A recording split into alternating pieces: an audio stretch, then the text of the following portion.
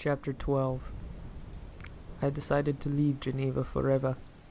Too much had happened there, but before I left, I visited the graves of William, Elizabeth, and my father. I stood there, looking down at the gravestones. Suddenly, I heard a laugh from the darkness. It was the monster. "I am happy now, Frankenstein," the voice said. "You will be unhappy for the rest of your life. You will be alone, just as I am." Then it laughed again. I ran to the spot where the voice had come from. There was no one there. Just then, the moon broke through the clouds. I could see the monster, running so fast that no man could catch him. I tried to follow him, but he left me far behind. Since that night, I have chased the monster all over the world. He has never gone near towns and cities. He knows that people would see him and try to kill him, but now and then, someone spots him and tells me. In this way, I have been able to follow him. Every time I want to give up, I think of William, Justine, Elizabeth, Henry, and my father. Once when I think I've lost him, the monster leaves messages for me. He cuts them into trees or on rocks. I know he does this to give me more pain. It works, but it also makes me chase him harder. Once I saw him get on a boat going to the Black Sea. I took the boat too. I looked in every part of the boat, but I couldn't find him. Later, I picked up his trail again. I grew thin. My only food was the wild animals I could kill. I got further north. I found one last note from the monster. It said, "Get ready. The worst is still ahead of you. Get warm clothes and plenty of food. We are going to a cold, icy place. I will laugh as you suffer." I bought a sled and some dogs to pull it. I bought food. The monster was so far north that he was almost at the ocean. I found a small village. The people had seen the creature. They told me of a giant who came to their village. He had guns and knives. He drove away a poor family. He stole their winter food supply, sled, and dogs. He headed north. I went after him. I stopped only to rest and feed my dogs. I would not sleep at peace until I had caught him. Sometimes, he was only a day ahead of me. Once I saw him. He was far, far away on the ice. I went after him. Just as I was getting close, the ice broke up. Cold, blue water was between me and the monster. Before long, he was gone. I haven't seen him since. I floated on a broken piece of ice for many weeks. All but one of my dogs died. I was close to death myself. Then your ship found me. You probably wondered why I asked you where your ship was going. As I have said, I will never give up my search for the creature. If you had been going back to England, I would not have gone with you. You are headed north, where I am sure the creature has gone. That is why I am happy to come on board. And that is my story. I have lost the monster. I would ask you to help me find him, but it wouldn't be fair. You want to go on to the North Pole. It is the dream of your life. I just ask this. If I die, and you find the monster, show him no mercy. He may talk sweetly. He may tell you how everyone has treated him badly, but he is the king of liars. His words may begin to change your mind, but remember, William, Justine, Henry, Elizabeth, and my father, they all died because of him. Don't stop to think. Kill him! Only then will my soul rest in peace. Ending letters. To Miss Seville, England, September 5th. Dear sister, you have read this strange story. Does it make your blood run cold as it does mine? Sometimes I thought Frankenstein was not strong enough to finish it. His voice often broke. Tears would come to his eyes. The question is, do I believe the story? Frankenstein showed me the letters written by Felix and Safi, the young couple in the cottage. The way he told the story makes it seem real. Yes, I believe the monster lives. Frankenstein saw that I was taking notes while he told his story. He asked to see them. When I showed them to him, he made some changes. He wanted to make sure I told the story correctly. Then I asked how he gave life to the monster. He said, "Have you gone mad? Didn't you learn from my tale? Never again will such a creature be made. I will take the secret with me to my grave." I am sure that Frankenstein is a little mad, but only when he speaks of the monster. When we talk of other things, he is great company. Oh, the things he knows, and the things he has read! I wrote before of finding a friend. I wanted someone to talk with. I have found him in Victor Frankenstein. I told him so. "Poor Walton," he said to me. "I would love to be your friend, but I cannot. Think back on my friend Henry. Look what happened to him and all those around me, all those whom I loved. I cannot have friends, because the monster lives alone. I must also live alone. He has seen to that. There is only one thing more I must do in my life," Frankenstein continued. "I must hunt and kill the monster. After that, I can die in peace. I cannot make new friends. I cannot love again. I must destroy the monster. Then I will be ready for the darkness of the grave." September 8th. My dear sister, I feel we are lost. The ice is closed around us again. Everywhere we look, we see mountains of white ice. The men have been acting badly.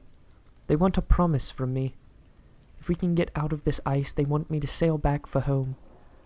I must give up on my dream.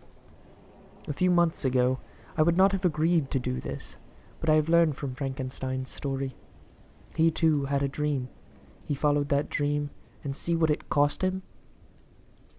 If I follow my dream, it may cost the lives of all the men on this ship.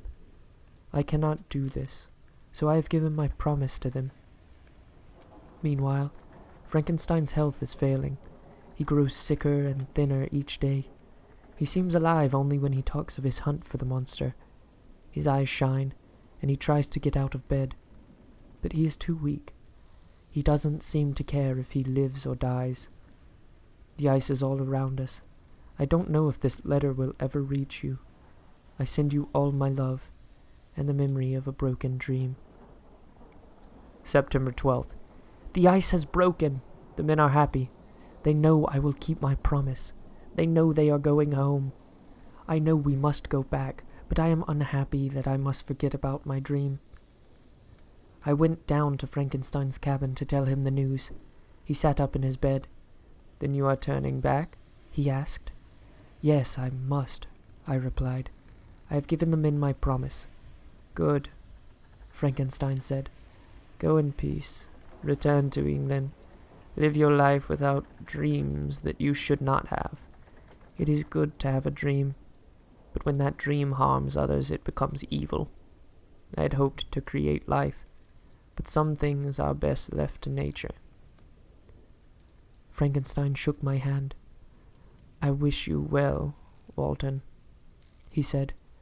"God keep you safe on your trip home, but I cannot go with you. I must find and destroy the monster. I am still weak, but heaven will give me strength. The creature cannot be allowed to live." With this, Frankenstein tried to get out of bed. He was too weak. He fell back and passed out.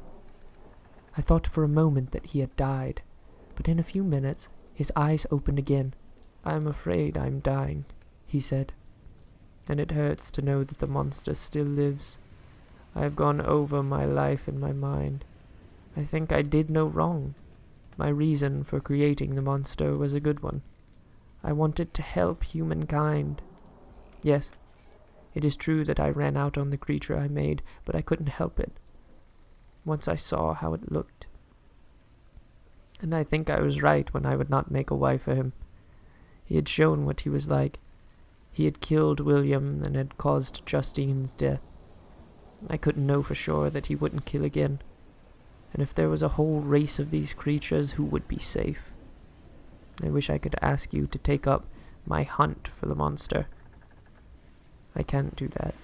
You have your own life to live. But if you should ever come across the evil creature, kill it. Don't stop for a second. And now... His voice faded away. He lay back on his bed. I took his hand. He weakly pressed my hands. Then his body gave a small shake, and he was still. For the first time since I met him, I saw a peaceful smile upon his face. Victor Frankenstein had died. I must stop writing now. Something is going on below decks. I hear a sound like a human voice, but it is somehow different. I have to go see what is happening. I will finish this letter when I come back to my cabin. Great God, what I have just seen! I must write it down. My mind is spinning. I feel as if I may go mad. Madder than poor Victor Frankenstein. The sounds I heard were coming from Frankenstein's cabin. I went in. A big shape was standing over Frankenstein's body. I would be lying if I said it was a man. The awful sounds I heard were coming from this thing. Its long hair was black, shiny, and ragged. The hair covered its face. One hand was reaching out as if to touch Frankenstein.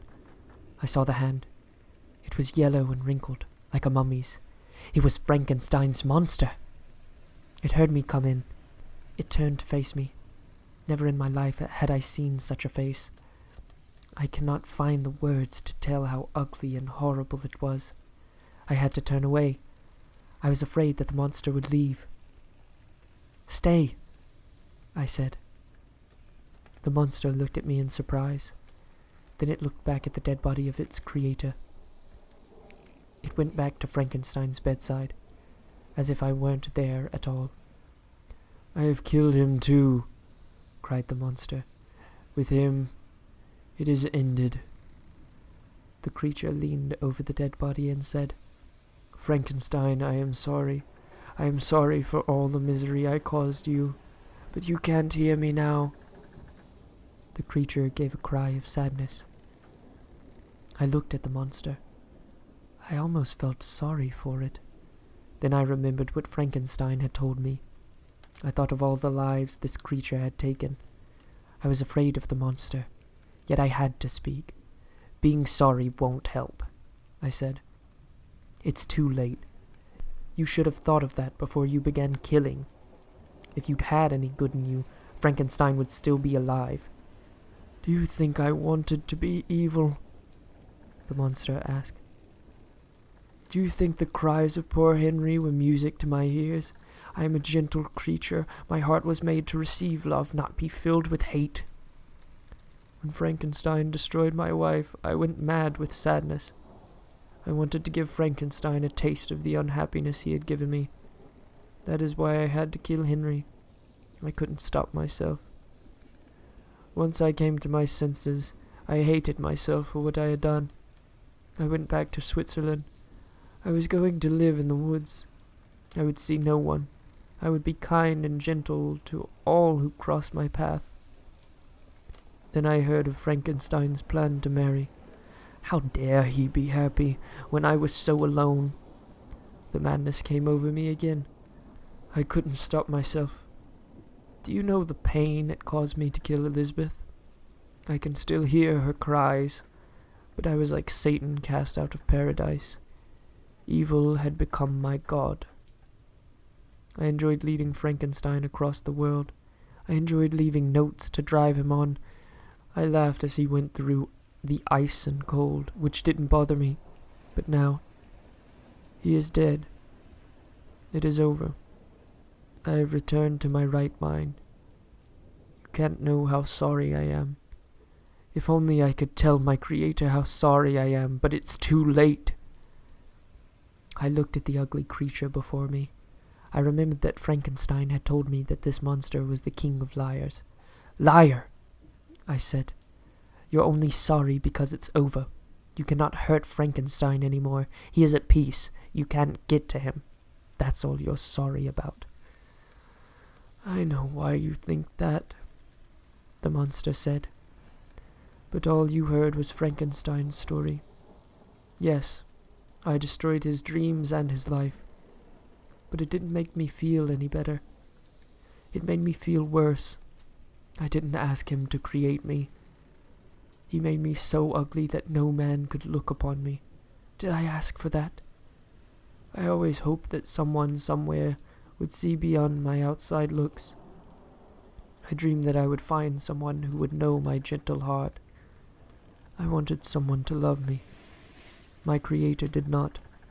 I asked only that he make a wife for me. I would have gone away with her. We would have lived in the jungles where no one would see us. I would have had someone to love. Someone to love me. But I was never to have a wife. Frankenstein saw to that. Yet he called me a monster. Who is the real monster? What about the farmer? I saved his child from drowning, but he shot me. Is he not a monster for doing that? Frankenstein made me what I am. Then he ran from me. He gave me a life without love or friends. Is he not a monster for doing that? The life I had to live drove me mad. In my madness, I killed. Even now, I cry for Frankenstein. You see, I am not just a creature of evil. I am what Frankenstein and the world have made. I looked at the creature. I wondered if I should do what Frankenstein had asked. Should I kill this thing before it could do any more harm to the world? But I had no gun or knife or sword. The monster was strong. It could break me in half. It seemed as if the creature read my thoughts. "Don't worry," it said to me. "I am finished with evil. It is over now. No other person will die at my hands. It is now time for me to die, and I will take care of that quickly." I came to the ship on a floating piece of ice. It is still by the side of your ship. I will float away to the land of ice and snow, without food. Even I shall die. I shall die as I lived, alone, without love, and hated by all. The creature looked down at the body of Frankenstein. "Goodbye, my Creator," it said. "I made a hell of your life, but it was nothing like the hell I had to live through." Saying this, the monster jumped through the open window of the cabin. It landed below on a piece of ice. It was soon carried away by the waves and lost in the darkness. Thank you all so much for watching and tolerating my just terrible accents, but I think that this is a really fun thing for me to do. It was a little bit more work on editing, so I hope you guys enjoyed it, and it was a little bit more different than the other things, so if you would like to see me do another, please let me know. And as always, thank you guys so much for watching, liking, commenting, subscribing, and sharing. See you later.